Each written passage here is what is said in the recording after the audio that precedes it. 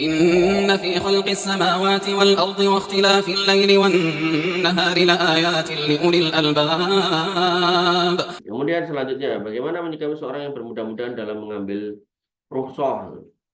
Rukhsah kalau memang dia berhak, maka boleh diambil.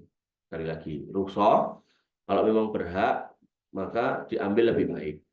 Karena Allah menyenangi orang yang mengambil rukhsah yang diberikan oleh Allah Subhanahu wa taala. Contoh gini, kamu safar, jelas safar gitu kan. Safar memang menurut urf, tapi sebagian ulama merumuskan 80 kilo. Kamu safar kan? Jelas safar. Kamu mau sholat nggak buat jamak, nggak apa-apa. Buat jamak, Allah lebih senang. Terus karena safari lebih dari 80 kilo atau 80 kilo ke atas, terus buat kosor juga, ya Allah lebih senang lagi jamak kosor. Nah, kalau konteksnya yang dimaksud ini, ya toh, memudah-mudahan ini, maksudnya misal gini, safarnya cuma 40 kilo, jadi kan secara uruf nggak masuk kategori safar. Secara hitungan juga pendapat juga nggak ada atau jarang pendapat ulama sampai 40 kilo itu dianggap safar. Kok kemudian dia jamak kosor? Nah, ini salah kalau kayak gitu ya. Berarti bukan haknya. Tapi kalau emang dia berhak, silakan. Misal lagi contoh ya, Ramadan, puasa, Solo ke Jakarta, ya, jelas safar kan.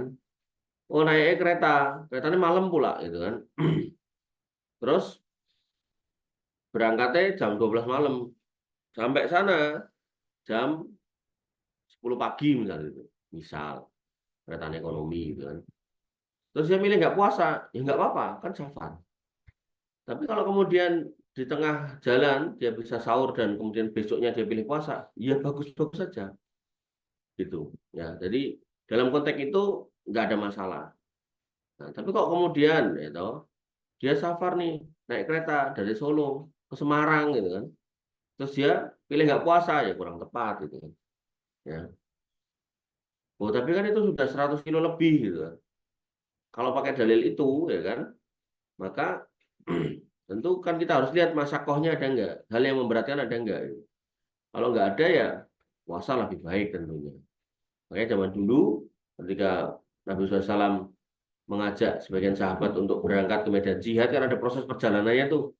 Nah, ada sahabat yang buka Nabi tidak nyalahkan, ada sahabat yang tetap puasa Nabi tidak nyalahkan.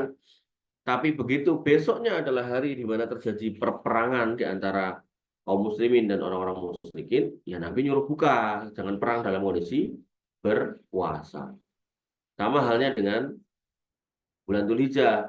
Bulan Dzulhijjah tanggal 1 sampai 10 itu adalah hari yang terbaik untuk banyak meningkatkan ibadah gitu kan.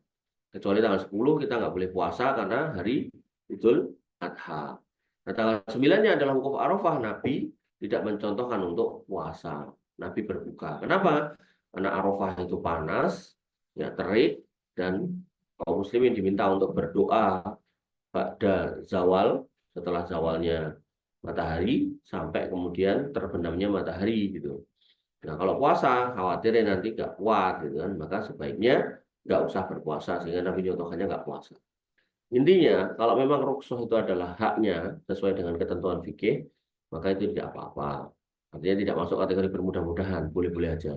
Tapi kalau yang dimaksud adalah mengkosor atau menjamak sholat, tapi sebenarnya dia tidak dalam posisi mendapatkan masakoh, nah itu nggak boleh.